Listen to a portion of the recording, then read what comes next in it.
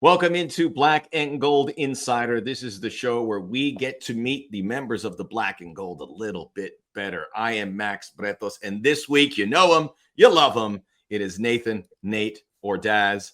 And Nate, you're the local guy. We're very proud of you, but tell us, so we can hear it from your words, tell us a little bit about where you are from. I am from the Valley, San Fernando Valley. I grew up playing for Real SoCal, which is now LAFC SoCal Youth. So I know a lot about it. I know about playing LA Galaxy Academy, LAFC Academy, and playing with them, obviously, growing up. So we got the Valley well represented. And that's when people ask, I'm from the Valley. I'm sorry? When people ask you, say, I'm from the Valley. Or you yeah, that's the spot. The Valley's usually enough, yeah. We had Del Valle on here, and he was saying he's found a really good pizza spot up near your neck of the woods. I think in Thousand Oaks. He says it's the best Italian pizza in Los Angeles. I'll have to find the name for you, but you get some good eats in that area. For sure, on Ventura Boulevard. Yeah, there's a lot of stuff. There it is. Yeah, Ventura Boulevard, where it's all at. You listen. When there was a time where LAFC didn't have the local ties, and then you came around, and this season LAFC have added Mark Delgado, who's like East LA, Frankie Amaya, who's Orange County, David Ochoa, who's Ventura, and Kenny Nielsen, who's also Orange County from the Irvine area. It's good to have more LA SoCal reps. What has that meant for you? So maybe some familiar faces from when you came up. Yeah. I mean, it's always good for, people around you to do well and succeed. I think in a high level to see like people that you maybe grew up with or a couple of years older than you. Also, Adam Saldana, he played 2 years up in the Real SoCal, LAFC SoCal youth team. So I've known him for a few years. So, yeah, it's just good to see people close to you succeed and be in a big level team. Do you ever come and say, hey, I opened the door, guys. We had the LA pipeline. I did it. No, I'm more humble about it. I know you are. I'll say it for you. But it's great. This is such an important part for the club to show how the academy works and that it is working. And you're certainly one of the shining lights. I mean, what was that? How hard was that for you, knowing that you were the big dog at growing up and then coming to the pro ranks where you're dealing with top professionals and that adjustment period? Where did you see the work being done where you could make that adjustment effectively?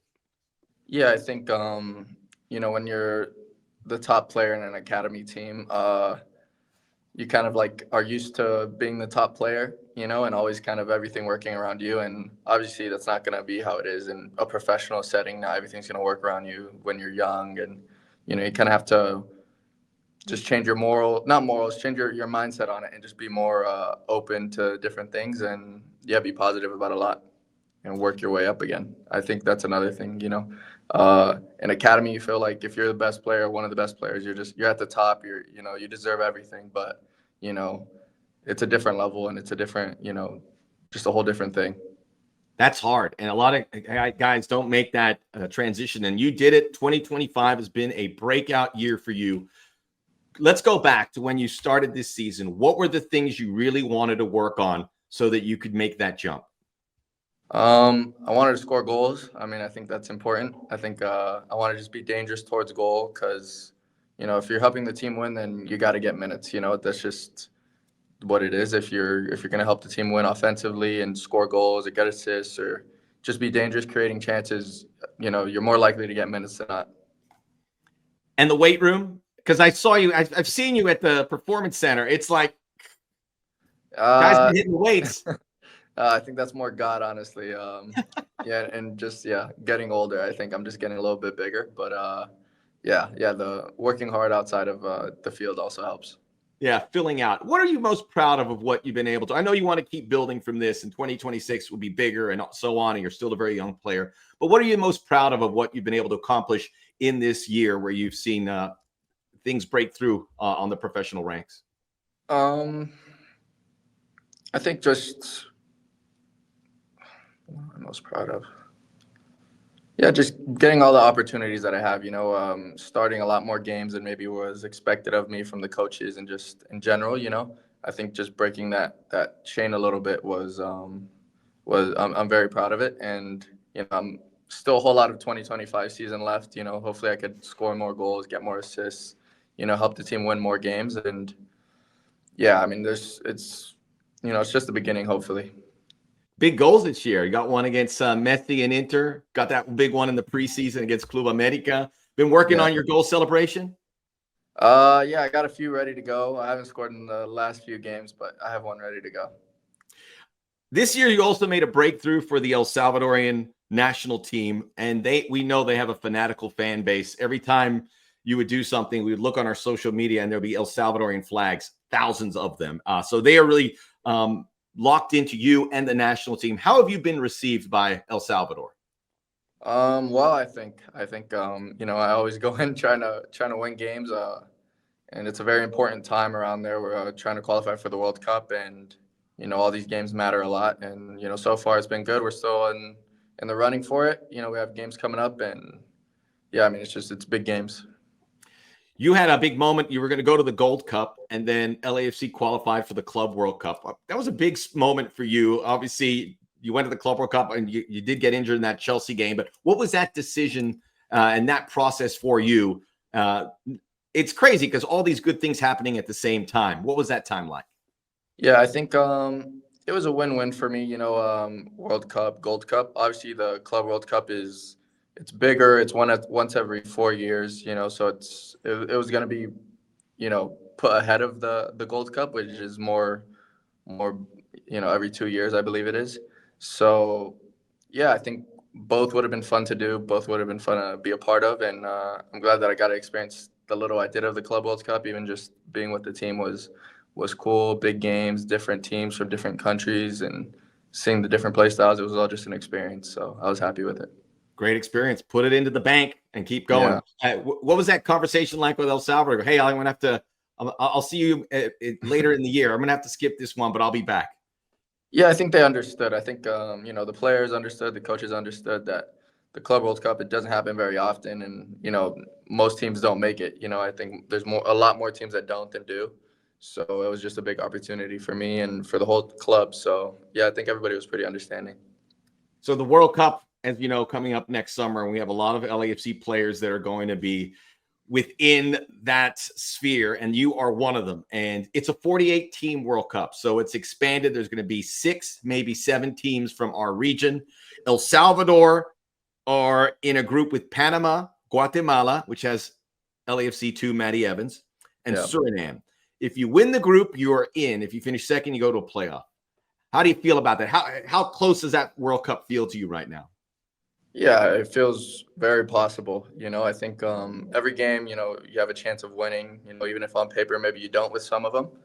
Panama's a really good team. They went really far in the Nations League, and I don't know if they won it. Maybe they won it as well. But either way, they're a great squad, and so Suriname and so is Guatemala. So it's definitely some tough games, but we win enough. Maybe we'll be first at the end of it. Panama beat the U.S. and then they lost to Mexico in the Nations League. They were really close. That's a good team. Yeah. What does the coaches on El Salvador say what they're looking for you? Because I've been following that, and it's interesting because you're not just there making up numbers. You're a featured player. They lean into you for a lot. So what's the messaging from the coaching about, Nate, this is what I need? Yeah, I think they want me to just create chances, be dangerous. If I have to float around a little bit, then that's okay, as long as I'm helping the team score, trying to assist, trying to create these dangerous plays. I think they'll be happy, and obviously defensively doing your job as well. Have you thought about what it would be like to be in that competition next summer? Does it pop in your mind? Yeah, I mean, it'd be the biggest thing, and it's in the country I was born in. I was born here, and so I think to be able to play in this country would be it's the biggest one, because I'll feel it. Even if I'm not in it, I'm gonna feel it. So I'm gonna feel left out if I'm not a part of it. Oh, we can't let that happen. Can't let that happen. Exactly. What has that reception been from the fans and just traveling with El Salvador? What has stood out about how this national team operates and is received? Yeah, I think there's a lot of high expectations, which it's understandable and it's a good thing. And, it maybe puts pressure on us, but, it's the sport we play. It's what we do. You have to be able to handle it and, just find joy in it. Have you heard about the legend of Mágico González? Yeah, I've seen him. Yeah. Is he ever around? You're not going to believe this. I have a Mágico Gonzalez jersey. Sometimes when I have a big night out, I'll wear it, and you will be blown away the reception. Yeah. No, he was at the game against Suriname at home that we played to move on to this next round of World Cup qualifiers. And, yeah, it was good to see him. He's a lot of good words from him. Nice. That's more. Let that soak in. Yeah, exactly. And for those out there, Mágico Gonzalez is the greatest Salvadorian player, played at Real Madrid. I mean, I think Diego Maradona once said he was the best player he ever saw play. So this guy off the charts. And he's talking to our Nate. Look at that. Yeah. Son Heung-min, once he arrived, obviously this is a whirlwind. What has his presence been for you, been like for you? And what do you it's an opportunity, obviously, to play with a guy who has played at the very high pinnacle. Yeah, no, it's been awesome. Ever since he's came here, he's been high energy, always smiling. He, pushes us to be better just by actions more than words, which I think is a big thing. Obviously, his words are good too, but I think he's just showing that he's a hard worker and why he reached the level that he did, And for me personally, as a forward, we kind of play the same position. We kind of float around in these positions. I got to learn from him and just try and get better, just so I could see and hopefully climb to that European level one day, the highest level, in the Premier League. Yeah, you got a lot at your fingertips. That's something you would like. You would like to see, Nate. You love your time at LAFC, but one day see if you could try your medal in Europe. Yeah. I mean, at the highest level possible is what I'm going for, And he's a high level forward. He's one of the best in England to ever do it, So I think it's great to learn from him. In his first game, the game against the Chicago Fire, he did a post-game interview. And I don't know, it warmed my heart because he talked about the play where he picked up a penalty and he goes, yeah, Nate played a great ball through. And I was like, man, did you ever think you'd have Son Heung-min dropping a Nate? Yeah. No, yeah. I mean, it's a lot of new things, even playing with Olivier Giroud, Hugo Lloris, these World Cup winners, it's crazy that I'm lucky enough to do it, and LAFC gets these big players and, I'm here. So I'm happy to be a part of it and learn from him. And yeah, he's a great guy. And that was a great play from both of us. Yeah. Yes, it was from both of you. What's it like to have all this on your plate? How are you managing it? Because you're still a young person and national team, LAFC, playing at a high level, a club with high obligations. What do you do to make sure that it doesn't get overwhelming? I think this is just what I signed up for. So it's usually doesn't get overwhelming. I just try to be positive and take it a game at a time. Just do good every game that I do play, whether with whatever team it is, however many minutes it is. Just play my game, be dangerous, and have fun with it. It does get overwhelming, but you're Nate Ordaz. You got it. You've learned your lessons. Nate, great chatting with you, man. We wish you all the best. We're really pumped for you when you get to head off to El Salvador with the World Cup qualifiers in September, and certainly for what we expect a very exciting run in here with the black and gold. Yeah, I appreciate it. Thank you for having me. Nate, a real one, LA. The guy from the Valley joining us here on Black and Gold Insider. We'll be back again next week. And until then, this is Max Bretos reminding you, let's go Black and Gold.